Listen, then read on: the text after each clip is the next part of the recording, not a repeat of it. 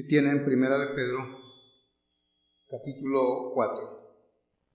Si ya lo tienen, vamos a hablar sobre este tema tan apropiado para nuestros días, sobre el fin de todas las cosas se acerca. Primera de Pedro 4, versículo 7. Es la exhortación que Dios está haciendo para la iglesia de los últimos días, los últimos tiempos que nos toca vivir.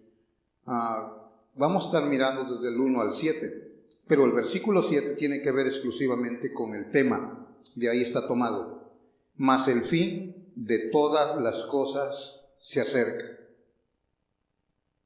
Es el tema de esta mañana.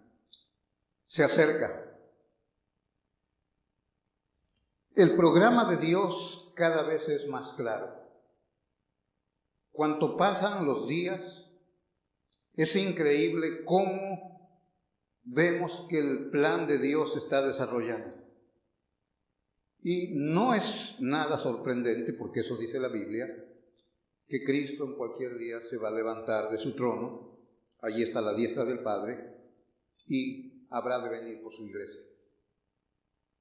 Entonces, el mundo vertiginosamente se apresura hacia un colapso. Mírelo por todos lados. Parece que todas las piezas del rompecabezas se están acomodando en su lugar.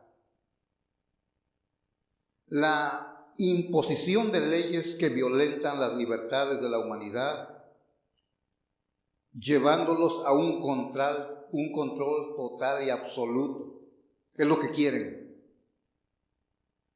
El control o concentración del poder en unas cuantas personas. No sé cuántos de ustedes están mirando todo esto. Es lo que está pasando en el mundo. Y cuando conocemos la Biblia vemos cómo todo va encajando. La crisis financiera mundial. Los que tienen carros grandes han de estar pensando ahora, ¿por qué no tienen uno más chico? El gas, a algunos lados ha pasado los 5. Es increíble. La popular y cada vez más cuestionada pandemia está volviendo escépticos a muchos que aplaudían el plan del gobierno, porque se están dando cuenta que hay una farsa bien marcada en este tipo de control. El desempleo. Usted me lleva por las calles, donde quiera, se están contratando, pero nadie quiere trabajar. Muchos lugares que están buscando trabajadores, la gente no quiere trabajar. El incremento en el costo de la vida. Me decía un señor aquí que conozco, tiene su restaurante él, pero le gusta ir a comer a otro restaurante también de comida mexicana. Yo antes iba con mi esposa y mis 3 niños, pues yo pagaba 40 y ahora estoy pagando más de 100. O sea, hay un incremento en todo. El resurgimiento de una exagerada multitud de falsos maestros bíblicos. La confusión religiosa mundial. Y lo más sorprendente, la apostasía de los que una vez fueron buenos predicadores. Si usted mira esto, no sé cuánta información usted puede adquirir o mira sobre esto, pero por mi trabajo estamos en esto, considerando siempre o mirando siempre. Hombres que antes fueron buenos predicadores, ahora son unos apóstatas. Han cambiado el evangelio, lo han pervertido para intereses personales. Las iglesias inclusivas ahora están creciendo de una manera alarmante. La Convención Bautista del Sur, en estas creo 2 semanas o la semana esta, recibía yo un mensaje de la organización donde iglesias, lo que antes rechazaban como doctrina bíblica, ahora lo están aceptando. Ya hay muchas pastoras dentro de la iglesia. Es alarmante todo eso. Ahora, las que están aquí y creen en el feminismo, pues dicen, hay que aplaudir. Pero eso está en contra, por supuesto, de la Biblia. Ahora, cuando usted mira todas estas cosas, tiene que pensar en las palabras de Cristo que se repiten en los evangelios. Dicen, mirad la higuera.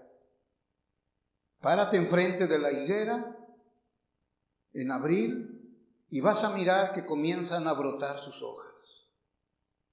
Y Cristo dice, cuando veas esto, eso indica que el verano está cerca. Usa otra figura y dice, cuando ya hay dolores de parto en la mujer que está en su embarazo. ¿Qué indican esos dolores? Pues es que está pronto a dar a luz. Y Cristo usa este tipo de figuras para advertirnos que el tiempo se acerca. Todas estas señales nos indican eso. Ahora, frente a todo este desenfreno del mal, la pregunta es, ¿qué deben hacer los verdaderos hijos de Dios? ¿Qué deben hacer para no ser arrastrados también por esta corriente diabólica? ¿Qué deben de hacer? Hay señales contundentes que nos están diciendo que el fin de todas las cosas se acerca. ¿Qué debe hacer la iglesia? Y es la pregunta que vamos a responder a la luz de lo que dice la Escritura. Porque aquí vamos a encontrar, ustedes yo creo lo han leído y han escuchado varias veces que hemos predicado sobre esto, el tiempo está cerca. Constantemente creemos en la inminente venida de Cristo. Y cuando decimos inminente, puede ser en cualquier momento. Puede ser hoy. Algunos incrédulos no le ponen mucha importancia y no tampoco debe de sorprendernos. En la época de Noé igualmente había mucha gente incrédula, no le creían al anciano Noé cuando estaba predicando. Pero cuando llegó el día, vino el diluvio, se acabó todo. Toda oportunidad se acabó, solamente 8 personas fueron salvas. Entonces, vamos a responder esta pregunta. ¿Cómo debe de vivir o cómo debe de comportarse los verdaderos hijos de Dios? Vea su texto, 1 de Pedro 4:1. En primer lugar, dice la Escritura, si lo tienen ahí, puesto que Cristo ha padecido por nosotros en la carne, vosotros también armaos del mismo pensamiento, pues quien ha padecido en la carne, terminó con el pecado. La primera lección que extraemos de nuestro texto es, debes incorporar una forma nueva de pensar. La palabra que usa es armar. Ármate, equípate, suministra a tu entendimiento un nuevo pensamiento. Ponte en la disposición de admitir una nueva forma de pensar. Incorpora este nuevo pensamiento. ¿Cuál es? Dice nuestro texto, padecimiento. Ármate de este pensamiento. Vas a padecer. Estamos hablando de los verdaderos hijos de Dios.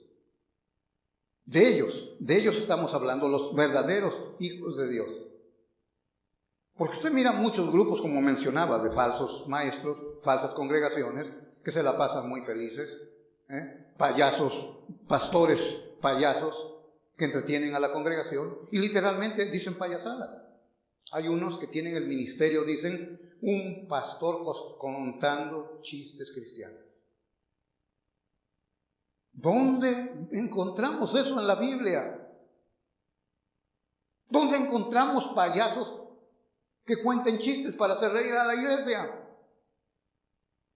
Bueno, ¿cómo vas a vivir a la luz de que el fin de todas las cosas se acerca? Lo primero es, debes de incorporar una forma nueva de pensar. Mira el texto otra vez.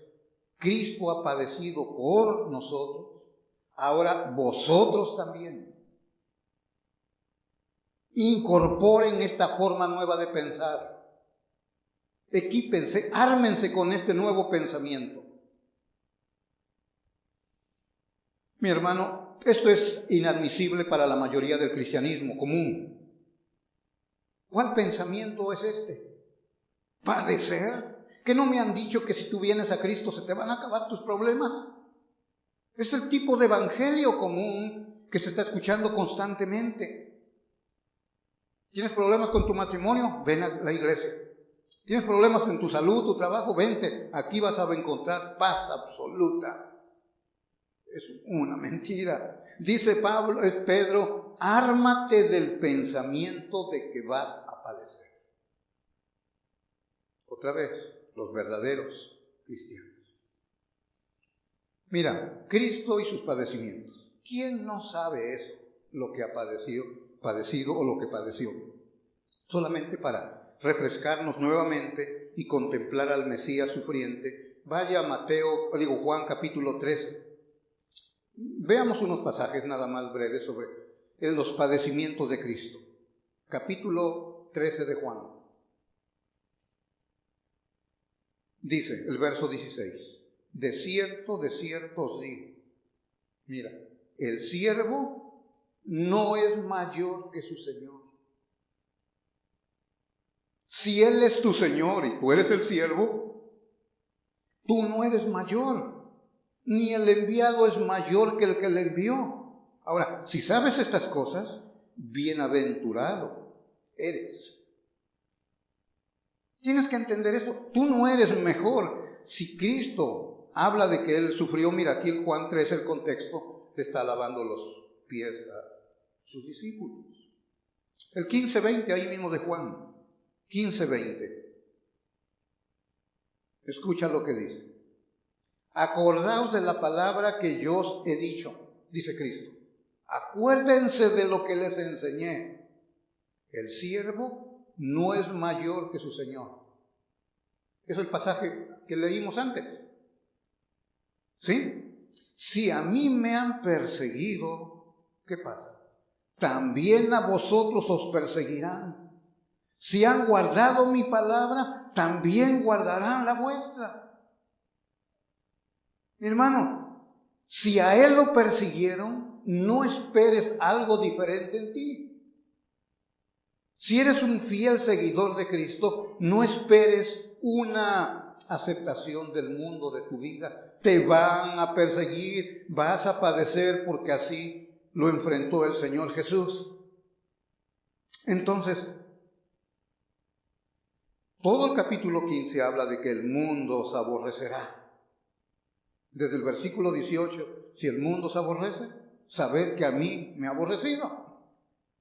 Si te aborrece a ti es porque me aborreció primero a mí, dice Cristo. Ahora, si fueras del mundo, el mundo amaría lo suyo. Si tú te comportas y vives como el mundo te va a amar y te va a aplaudir.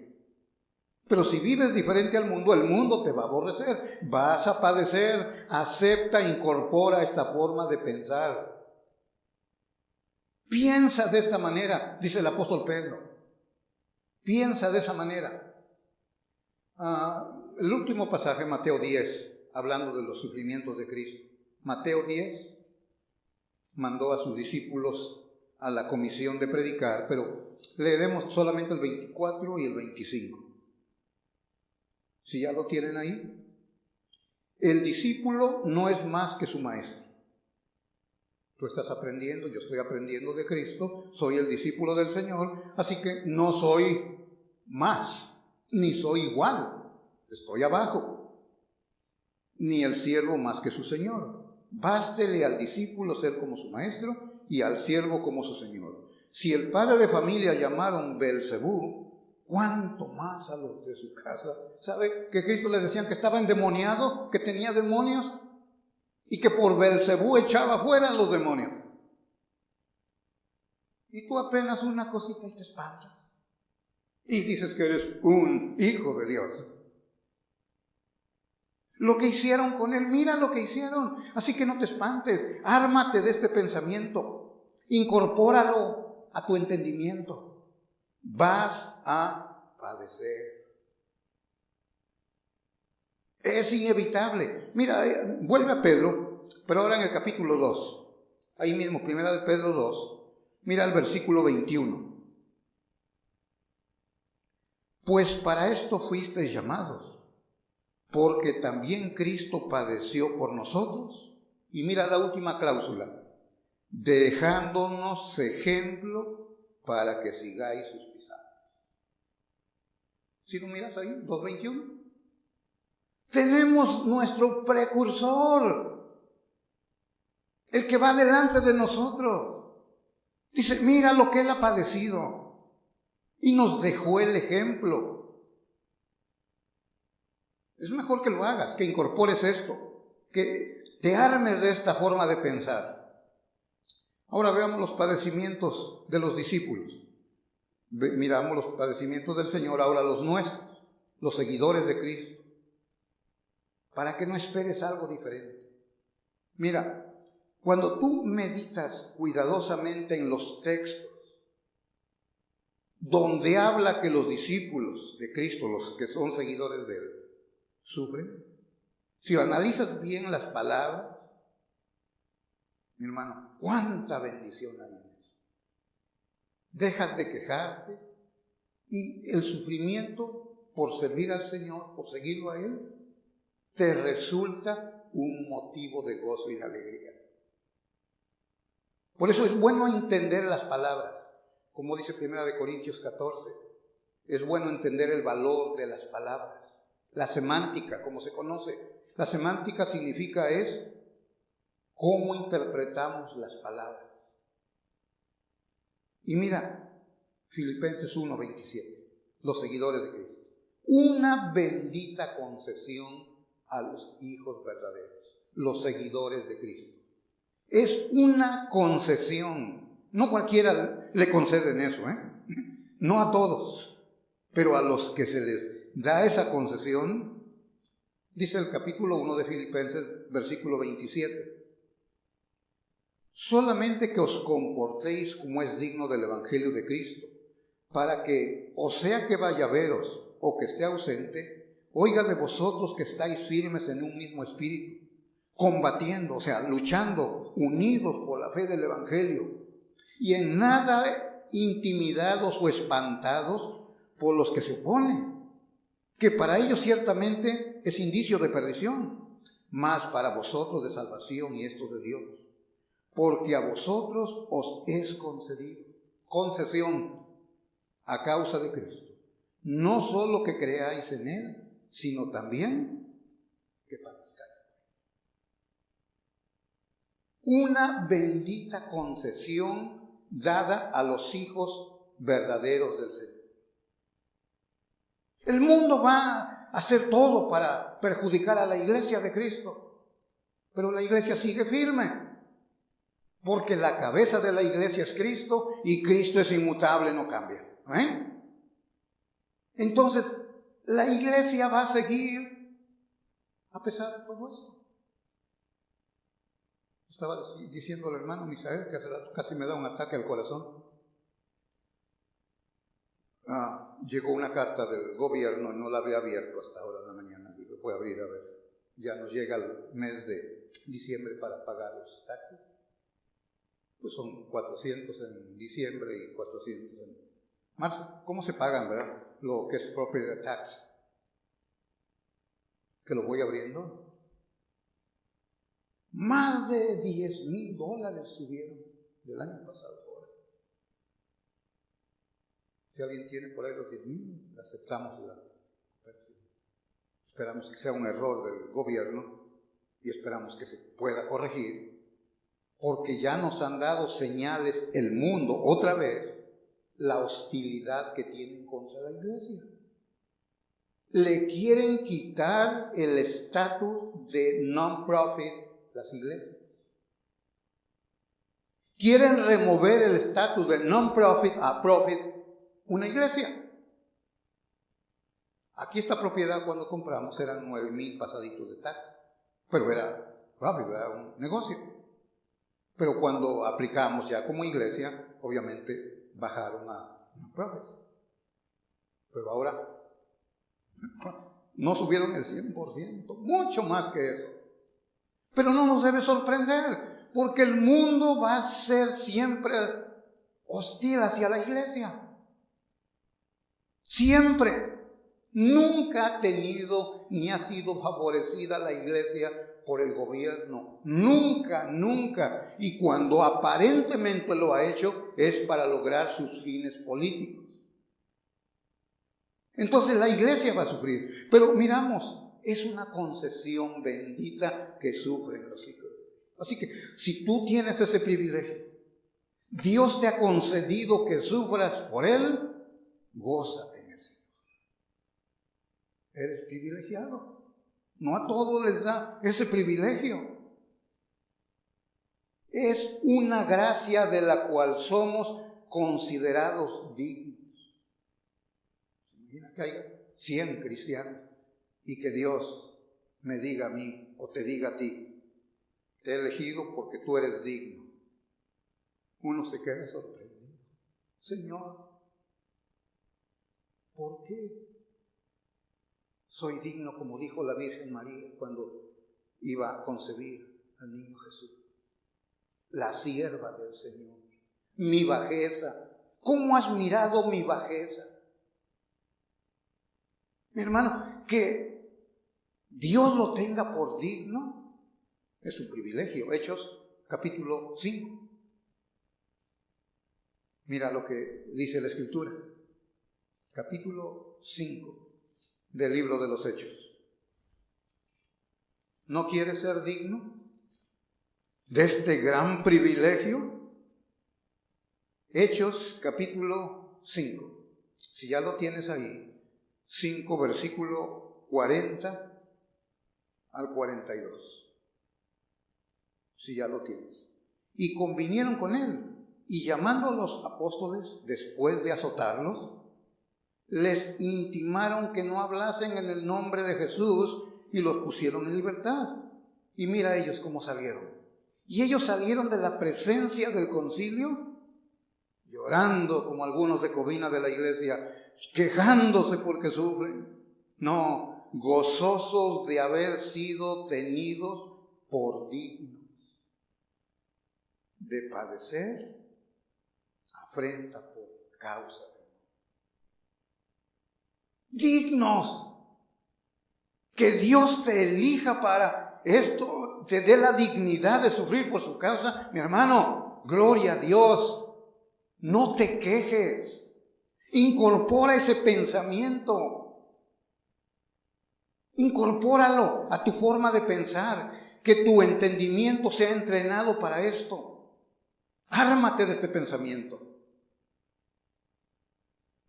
Qué gran bendición. Ahora, como hijo verdadero, estamos haciendo énfasis en eso, quieres agradar a tu Dios, quieres vivir en santidad, realmente lo amas, quieres apartarte del pecado. Oh, pero eso te va a costar. Te va a costar. No es fácil alejarnos del pecado, porque nuestra naturaleza ama el pecado. Pero si en verdad amas a Dios y quieres agradarlo a Él, mira el precio. Segunda de Timoteo 3. Segunda de Timoteo, capítulo 3. Por ahí. Ármate de este pensamiento. 3:12. Si ya lo tienes por ahí, lo voy a leer. Dice, y también todos, si tú eres uno de esos todos, que quieren vivir santamente o piadosamente, es la misma palabra, quieren vivir santamente en Cristo Jesús, ¿qué van a experimentar? Dice, padecerán persecución. Otra vez, incorpora ese pensamiento, ármate, equípate con esta forma de pensar, suministra este pensamiento a tu entendimiento. Eso es lo que te espera si eres un verdadero hijo de Dios. Todos los que quieren vivir santamente padecerán.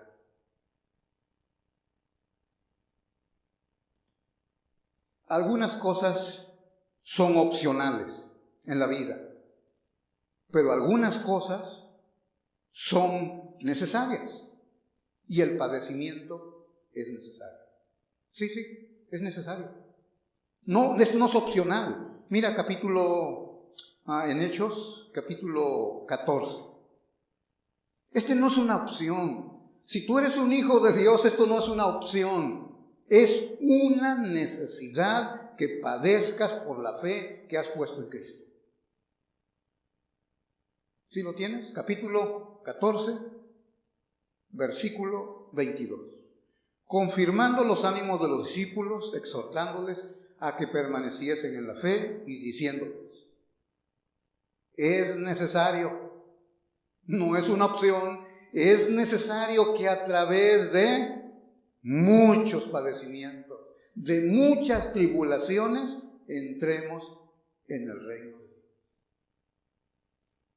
¿Miras el contexto? Pablo lo acaban de apedrear en Listra. ¿Y qué hizo Pablo después de que lo apedrearon? Lo dejaron como muerto. Se levantó y regresó otra vez a Listra. ¿Tú qué harías? Traigo mis guaruras para que me cuiden. Le llamo a la policía. Pablo dice: es necesario que a través de muchos padecimientos entremos al reino de Dios. ¿Eres un verdadero hijo de Dios? ¿Verdadera hija de Dios? Ármate de este pensamiento. Vas a sufrir. Sí, vas a sufrir. Toda la iglesia de Cristo verdadera, los auténticos hijos de Dios, dice, experimentan el mismo padecimiento. Todos, sin excepción. Primera de Pedro, ahí donde estamos, nuestro texto. Pero ahora mira el capítulo 5, versículo 8. Sed sobrios y velad, porque vuestro adversario el diablo, como león rugiente, anda alrededor buscando a quien devorar, al cual resistid firmes, o sea, el diablo, en la fe. Sabiendo, esto es la clave, debes de saber que los mismos padecimientos se van desarrollando o cumpliendo en vuestros hermanos en todo el mundo. Mas el Dios de toda gracia, que nos llamó a su gloria eterna en Jesucristo, después que hayáis padecido un poco de tiempo, sí, son poco, no vas a vivir 200 años, Él mismo os perfeccione, afirme, fortalezca y establezca. A Él sea la gloria y el imperio por los siglos de los siglos. Amén. ¿Entiendes esto? Tú no eres el único creyente que está sufriendo. No eres la única hermana que está sufriendo. Piensas, hoy la cruz, Señor, que me dijiste que cargara. Casi quieres una estatua que te hagamos ahí. Como mártir. O tú, varón, piensas que tus problemas son los más grandes. Nadie sufre como yo, pobrecito. Dice la Escritura, todos tus hermanos, en todo el mundo, verdaderos hijos de Dios, están sufriendo. Consuélate con eso. Tú y yo sufrimos y somos parte de esos millones en el mundo entero. La causa, por causa de Cristo sufrimos. Gloria a Dios. Entonces voy a armarme de ese pensamiento. Ahora, mira, si estás armado, equipado con este pensamiento, si has incorporado a tu entendimiento esta forma de pensar, si has suministrado a tu entendimiento con este pensamiento que tenemos aquí, no vas a ser sorprendido cuando llegue el padecimiento a tu vida, porque ya estás equipado. Mira 4:12, ahí mismo en Pedro, versículo 12, 4:12. En nuestro texto, habla verso 12. Amados, no os sorprendáis del fuego de prueba que os ha sobrevenido, como si alguna cosa extraña os aconteciera. Cuando has incorporado esa forma de pensar este nuevo pensamiento en ti, ya no vas a ser sorprendido cuando llegue el padecimiento a tu vida. No lo tomarás como cosa extraña. Mi hermano, esta es la forma de vivir, porque el fin de todas las cosas se acerca. No te relajes, no juegues. No juegues con el evangelio que has escuchado y estás escuchando. El fin de todas las cosas se acerca. Ten cuidado, porque ahí en el camino al cielo, antes de que entres en la puerta, ahí hay un camino que te desvía también para el infierno. Sí, aquí estás, vienes cada domingo, pero aún no te has comprometido con el Señor. Estás en la misma condición que antes, condenado aún. Entonces, ¿cómo vamos a enfrentar todo esto que viene por delante? Todo lo que estamos enfrentando como iglesia incorpora una nueva forma de pensar. Número 2, adopta una nueva forma de vivir. Mira el versículo 2, nuestro texto. 4:2. Para no vivir el tiempo que resta en la carne, conforme a la concupiscencia o deseo de los hombres, sino conforme a la voluntad de Dios. Adapta tu vida a una nueva forma de vivir. Es lo que nos dice el texto. Sí. Tú sabes que la voluntad de Dios dice que es buena, es agradable y es perfecta. Romanos 12, ya lo sabemos, 1 y 2. Entonces, hay dos formas de vivir. Conforme a las concupiscencias de los hombres, pasiones, o conforme a la voluntad de Dios. Son dos formas de vida. Ahora, en vista de que el fin de todas las cosas se acerca, ¿cómo vamos a vivir? Voy a adaptar mi vida a una nueva forma. Que sea acorde, adaptada, como corresponde a la voluntad de Dios. Un discípulo de Cristo. Es lo que Pablo en sus cartas dice, que andéis de acuerdo a la vocación con que fuisteis llamados. Según cuando fuisteis llamados. Su voluntad es revelada en este volumen sagrado, la Biblia. Entonces, mi hermano, si quieres adaptar tu vida a una nueva forma de vida, haz caso a lo que te dice el Espíritu Santo a través de su palabra. Mira en 1 de Pedro, capítulo 1 ahora. Ahí atrás, capítulo 1, versículo 14. Como hijos obedientes, no os conforméis, la palabra otra vez conforme, de la misma manera, como estamos aquí mirando en capítulo 4, no os conforméis, ¿sí lo tienes ahí?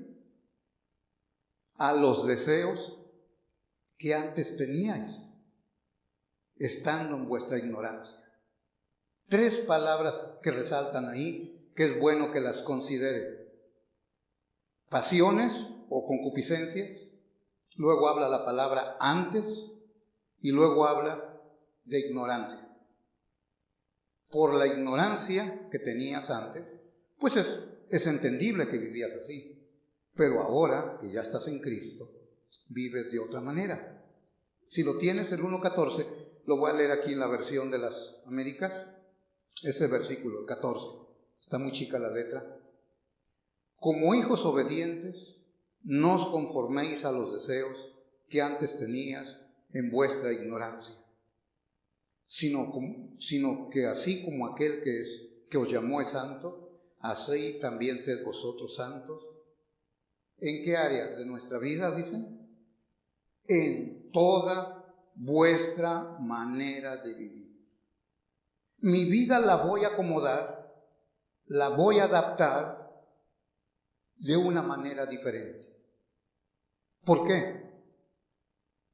Bueno, primero porque soy un hijo de Dios o amo al Señor. Y luego en el contexto del tema de esta mañana. El fin de todas las cosas se acerca. ¿Por qué voy a estar jugando a la iglesita? ¿Por qué voy a estar viviendo una vida libertina? Tengo que tomar una decisión como Josué le dijo a aquella época al pueblo. Si Baal es Dios, sírvanle a él. Si Jehová es Dios, sírvanle a él. Es más, hagan lo que quieran, dice. Pero yo y mi casa serviremos a Él. Josué 24. Uno tiene que llegar a un punto en el cual vas a decidir. Y en el contexto del tema, en como estamos viviendo en estos días, mi hermano, no tienes que estar jugando mucho ya. Que no vienes a la iglesia porque nadie te llamó, que por X cosa. Olvídate de esas niñerías. Olvídate de andar con tus niñerías. Si en verdad eres hijo de Dios, aquí vas a estar. Porque quieres aprender, quieres adorar a Dios, amas a Dios. Pero esos niños que quieren que le esté cambiando uno ahí cada rato atendiendo. Mira, tu vida, mi vida, con todas sus experiencias, con todas sus emociones, con todos sus sentimientos, sus hábitos, sus costumbres, sus gustos, todo debe de adaptarse a la voluntad de Dios. Es lo que dice nuestro texto, conforme a la voluntad de Dios. Deja que el Espíritu de Dios te instruya. Él sabe cuál es la voluntad de Dios. ¿Recuerdas Romanos 8:27? Tú no sabes cómo orar, pero el Espíritu Santo sabe cuál es la voluntad de Dios y Él te va a instruir. ¿Cómo? A través de su palabra, no de otra manera. Indudablemente nuestra santificación presente ya lo conocemos. Primera Tesalonicenses 4:3 dice, es vuestra santificación. No hay cuestionamiento sobre eso. Ahora el padecimiento, ya sabemos, es parte. Es necesario. Así que no te queda otra opción, adapta tu vida a la voluntad de Dios. Entonces, primero, incorpora una nueva forma de pensar. Yo sé que te cuesta. A mí me cuesta, porque duele, sufre uno. El libro que van a leer de John Bunyan, por ejemplo. Ustedes miran, si vivieran esta época, los consejeros cristianos, los psicólogos cristianos, le dirían, mira Juanito,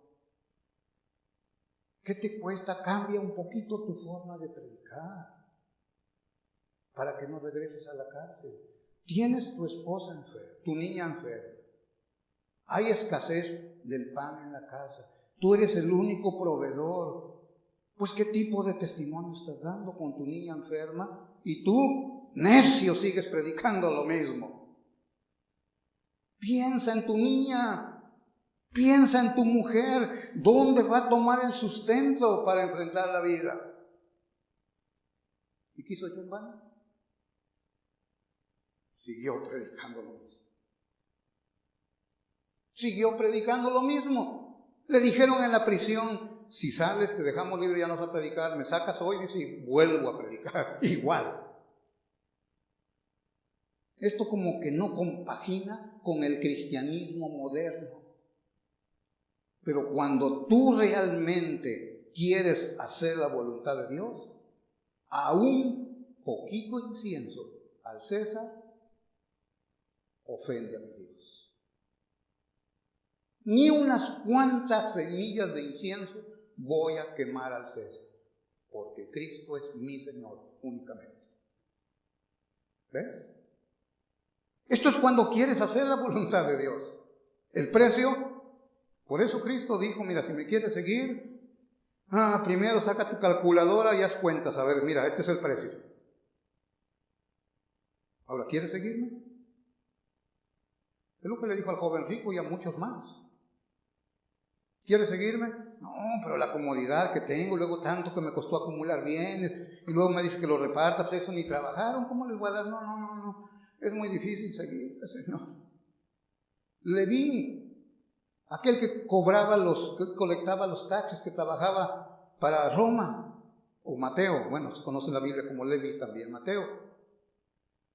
Un publicano vivía cómodamente porque trabajaba para Roma, tenía un buen ingreso, por eso eran menospreciados los publicanos. Y pasó Cristo y miró, dice, en el banco de los tributos ahí cobrando. Mateo le dijo, Mateo, sígueme. ¿Y qué hizo Mateo? Se levantó y lo siguió. Así es. Si tú quieres seguir a Cristo, eso es. Número 3. No solamente hemos visto, incorpora una nueva forma de pensar, un nuevo pensamiento, adapta tu vida a una nueva forma de vivir. 3. La seducción del pecado. Rehuye a la seducción del pasado. Versículo 3. El pasado nos persigue. Más cuando conocimos a Cristo ya siendo grandes. Bueno, a otros aún. Chicos también se metieron en el cieno a revolcarse. 1 Pedro 4, 3, versículo. Baste ya el tiempo pasado para haber hecho lo que agrada a los gentiles, andando en lascivias, concupiscencia, embriagueces, orgías, disipación y abominables idolatrías. A esto les parece cosa extraña que vosotros no corráis con ellos en el mismo desenfreno de disolución y os ultraja. Pero ellos darán cuenta al que está preparado para juzgar a los vivos y a los muertos. La seducción del pasado. Hay dos palabras aquí que son muy clave para entender el texto. Basta. O como lo decimos coloquialmente en el pueblo, basta ya. Es una amonestación, basta ya con lo que hiciste en el pasado. Y la versión de las Américas me gusta, dice, porque el tiempo ya pasado os es suficiente para haber hecho lo que agrada a los gentiles. Ya es suficiente con lo que viviste en el mundo. Es lo que habla del hartazgo. ¿Que no te hartaste, no te llenaste del pecado? ¿Quieres todavía volver a tu pasado? Y Pedro dice, cuidado con la seducción del pasado.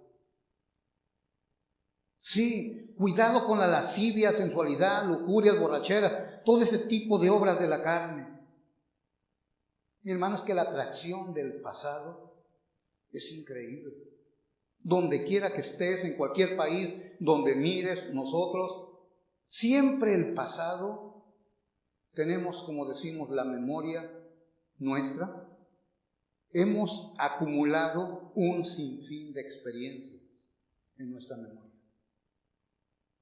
Y cuando estás a solas, cuando tu mente está ociosa, comienza a ir hacia el pasado. Allí en aquella época, cuando había cebollas, ajos, carne. Es lo que decía el pueblo de Egipto, ¿se recuerdan? Israel cuando estaban en Egipto. Aquí nos traes en este árido desierto. Y allá, sí, esclavos, pero comíamos bien. ¿No se daban cuenta cómo eran maltratados? Muchos de nosotros que traemos un pasado oscuro por la vida que vivimos antes de que Cristo nos rescatara, todavía somos tentados por el pasado. Y es lo que Pedro nos está diciendo aquí, cuidado con la seducción del pasado. Ya es suficiente, basta con todo lo que hiciste. Pero es la atracción. Mira otra vez el versículo que miramos, 1:14 nuevamente, que ya lo hemos mirado. Mira el 1:14 otra vez. Como hijos obedientes, no os conforméis a los deseos que antes teníais en vuestra ignorancia. La palabra ahí, que antes teníais. Lo que antes, los deseos que tenías antes. Basta, ya es suficiente lo que hiciste. Ahora, déjame en este punto marcar unas cosas muy importantes para que te des cuenta si ya eres hijo, hija de Dios o no lo eres. Mira, siempre existe una línea entre un pasado y un presente. Siempre. Para el que está en Cristo. Siempre hay un antes y un después. Siempre va a haber esa línea para el verdadero hijo de Dios. Si tú no eres hijo o hija de Dios, esa línea tal vez no se distingue o tal vez está muy borrosa, no hay mucha claridad. Y la Biblia nos da datos en abundancia. Tiene que verse claramente la línea. Tu pasado y tu presente. Hay una línea. Ahora, si esa línea no es muy visible, es probable algo en tu vida o están juntos los dos ahí. Mira lo que dice aquí la Escritura. La palabra aquí ya miramos en 1:14 dice antes, habla del pasado. Ahora ve a Tito capítulo 3. Solamente quiero marcar bien esto. Esta línea tiene que ser bien comprendida por ti para que veas dónde estás. Tito capítulo 3. Si ya lo tienes, mira, déjame leer el versículo 3. Pero cuando se manifestó la bondad de Dios nuestro Salvador y su amor para con los hombres, nos salvó. Es la obra que hizo. Pero mira el 2. Porque nosotros también éramos en otro tiempo, ¿notas la frase? Éramos en otro tiempo, un pasado, insensatos, rebeldes, extraviados, esclavos de pasiones y deleites diversos, viviendo en malicia y envidia, aborrecibles y aborreciéndonos unos a otros. Esa era nuestra vida antes. Pero ahora vean el acontecimiento. Pero cuando se manifestó la bondad de Dios, nuestro Salvador, y su amor para con los hombres, nos salvó, nos cambió. Y ahora Tito va a estar lleno el capítulo 3 de así, el capítulo 2 y el 3 de buenas obras. ¿Por qué? Porque hay un antes y hay un después. Ahora vea atrás ahí en Efesios. O ahí se repite mucho esta frase que denota el pasado y el presente. Capítulo 2 de Efesios. Si lo tienes, mira para comenzar el versículo 2. En los cuales anduvisteis en otro tiempo. Versículo 3. Entre los cuales también todos vosotros vivimos en otro tiempo. ¿Sí? El 11.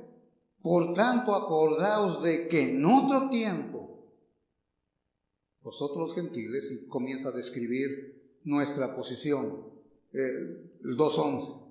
2:13. Pero ahora en Cristo Jesús vosotros, que en otro tiempo, estabas lejos, nos ha hecho cercanos. Ahora el 4, capítulo 4, verso 22, de ahí mismo de Efesios. En cuanto a la pasada manera de vivir, ¿cómo vivíamos antes? La pasada manera de vivir, despojaos del viejo hombre que está viciado, está corrompido conforme a los deseos engañosos. Todo está hablando del pasado. Ahora sigue ahí en Efesios adelantito, busca Colosenses. Colosenses, igual capítulo 3. Capítulo 3, son muchos pasajes, solamente leeré capítulo 3, verso 5, dice en adelante: haced morir pues lo terrenal en vosotros, y comienza a mencionar muchas clases de pecado, obras de la carne, dice, cosas por las cuales la ira de Dios viene sobre los hijos de desobediencia, en las cuales vosotros también anduvisteis en otro tiempo, cuando vivíais en ella, en otro tiempo, pero ahora, el presente, dejad también. ¿Notas cómo hay un antes y un después? Hay una línea marcada a lo que éramos y se espera lo que somos ahora, diferente. Como lo dijo alguien claramente, es cierto que no soy lo que debería ser, pero una cosa es cierta, ya no soy lo que fui antes. No soy lo que debería ser. Pero una cosa sí es cierta. Ya no soy como antes. Porque estoy en Cristo. Es lo que Pablo nos habla de nueva creación. Somos nueva criatura. Ya no vivo yo, mas Cristo vive en mí. Todo es un llamado a tener cuidado con la seducción del pasado, a la luz de que el fin de todas las cosas se acercan. Pablo en Romanos hace una pregunta anticipando lo que van a preguntar sus lectores, la observación.